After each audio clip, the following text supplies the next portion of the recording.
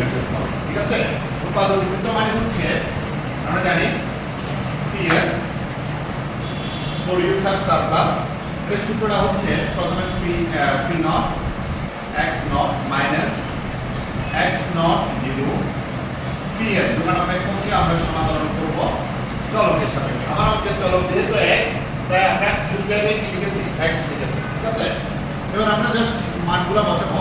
আমরা এখানে P not এর মান পাইছিলাম 5, P নট এর মান পাইছি আমরা 5, আর x নট এর মান কত পাইছি 10।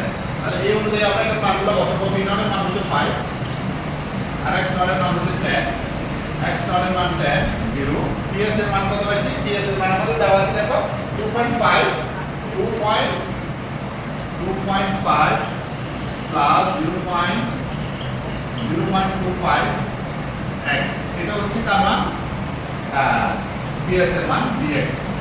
এখন আমাদের কাজ হচ্ছে সমাকলন করা, মূলত 5 10 50, এখানে 50 হবে দেখো মাইনাস সমাকলন। আমরা যদি সমাকলন করব সমাকলন চিহ্নটা দেব 2.5, যদি সমাকলন করলে হবে 2.5x plus 0.25 x square divide by 2। ঠিক আছে, যেহেতু আমরা এই যে tan এবং 0 কাজ করে যাই, সেজন্য আমরা tan এবং 0 বলে এখানে দিয়ে দিয়েছি।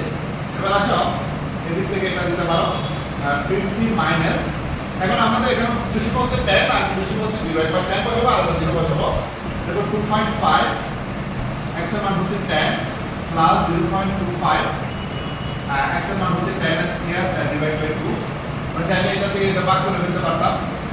ঠিক আছে, এরপর আমরা আর 0 বসাবো। আমরা আসলে 0 বসালে পুরোটা 0 হয়ে যাবে, কারণ 2.5 এর সাথে x আছে, 0 হয়ে যাবে, আর এই পুরোটাও 0 হয়ে যাবে, 0 হয়ে যাবে, তাহলে এই পুরো অঙ্কটা 0 হয়ে যাবে। ঠিক আছে, এখন আমাদের থাকে কি দেখো 50 মাইনাস 2.5 কে 10 দ্বারা গুণ করলে হয় 25 প্লাস এটা ক্যালকুলেশন করে দেখো কত হয়, এটা 100 হয়, 100 কে 2 দ্বারা ভাগ করলে কত হয় 50, 50 কে 0.25 দ্বারা গুণ করো 12.5, তাহলে আমরা কত পাচ্ছি 12.5 এটা পাচ্ছি। আর এখানে পুরোটা কি হয়ে যাচ্ছে, পুরোটা কি হয়ে যাচ্ছে, এটা আমার লাগবে না। তাহলে 50 মাইনাস এখানে 25 আর 12.5 গুণ করলে আমরা পাই 37.5, আর এটা থেকে বের করলে 12.5। এটা হচ্ছে মূলত উৎপাদকের উদ্বৃত্তের যে মানটা, সেটা হচ্ছে উৎপাদকের উদ্বৃত্ত। এবং আমরা খুব সহজে উৎপাদকের উদ্বৃত্ত নির্ণয় করতে পেরেছি। আশা করি তোমরা বুঝছো, এভাবে আমরা মূলত উৎপাদকের উদ্বৃত্ত নির্ণয় করবো। ঠিক আছে।